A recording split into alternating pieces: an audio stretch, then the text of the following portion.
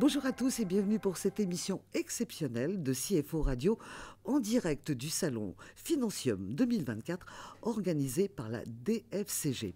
Je reçois avec plaisir aujourd'hui Jean-Marc Lemierre. Bonjour Jean-Marc. Bonjour. Merci d'être avec nous. Vous êtes directeur général délégué, directeur administratif et financier du groupe Decathlon. Quand on pense à Decathlon, ça veut dire que vous êtes un groupe qui touchait directement le cœur de la famille française. C'est important, je pense que vous en êtes conscient. Et aujourd'hui, vous faites partie des gens qui sont nommés pour peut-être recevoir tout à l'heure le prix du dirigeant financier. Quand on a votre carrière, quand on a votre position dans cette boîte qui est très importante, comment on prend une nomination ? Très bien, Oui. En étant très content, très fier, évidemment.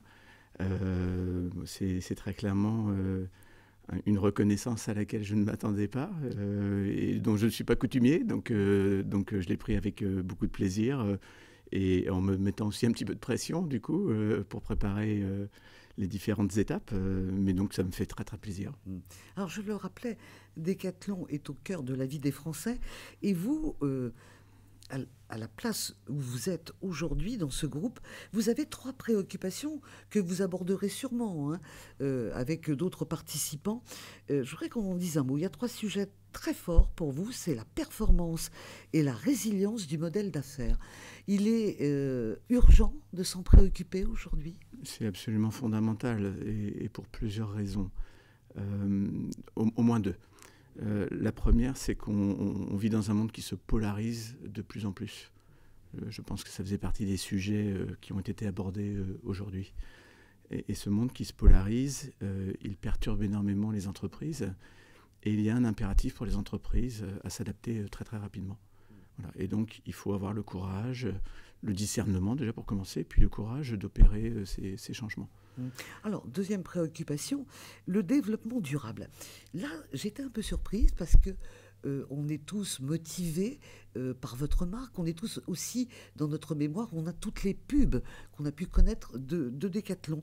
Et Decathlon a toujours été, j'allais dire, respirer la nature et le corps sain dans un esprit sain. Le développement durable, il n'est pas nouveau chez vous ? Non, vous avez raison. Il a mûri lentement, on ne l'a peut-être pas comme ça. Vous avez absolument raison. J'ai l'impression que c'est dans votre ADN. C'est absolument dans notre ADN. Ce qui a beaucoup changé, c'est la prise de conscience que c'était un impératif, qu'il n'y avait pas d'autre voie. Au niveau du COMEX, au niveau de tout ça ? Alors, d'abord au niveau de nos collaborateurs, très clairement. Ce sont eux d'abord qui ont fait évoluer le COMEX sur ces sujets, avant l'atteinte ou l'attente même d'impératifs à régler sur le plan réglementaire. Ce sont d'abord nos collaborateurs qui se sont mobilisés il y a 6-8 ans, entre 6 et 8 ans, et c'est ce qui nous a mis en mouvement sur ces sujets. Et maintenant, on a très très envie d'accélérer et d'ouvrir des voies possibles avec d'autres, parce qu'on sait que c'est le type de problématique qu'on ne saura pas résoudre tout seul, et donc il faudra travailler avec d'autres. Voilà, on forme une chaîne complète. Un écosystème plutôt qu'une chaîne. Un écosystème.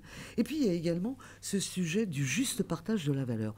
Qu'est-ce que ça veut dire à vos yeux quand on représente Decathlon, le juste partage de la valeur ? Chez nous, on croit à un capitalisme des parties prenantes. On pense que dans le développement durable, il n'y a de développement durable évidemment qu'en intégrant des enjeux écologiques, mais qu'au-delà, il faut s'assurer que la création de valeur, la création de richesse est correctement partagée sur l'ensemble de la chaîne.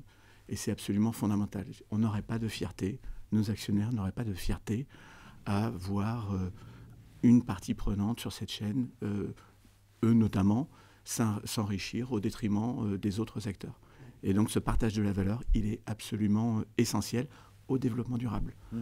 Il faut faire comprendre aussi, vous avez été directeur financier, pas d'aujourd'hui, vous avez vu l'explosion et surtout la transformation de ce métier.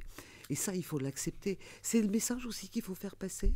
Je pense que les financiers seront des acteurs essentiels de ces problématiques. Je pense que si le financier n'est pas au cœur de ces problématiques-là, les entreprises n'arriveront pas à s'adapter. Je vous remercie infiniment, Jean-Marc, d'être passé nous voir. On se retrouve très vite pour un nouveau numéro de CFO Radio en direct de Financium 2024.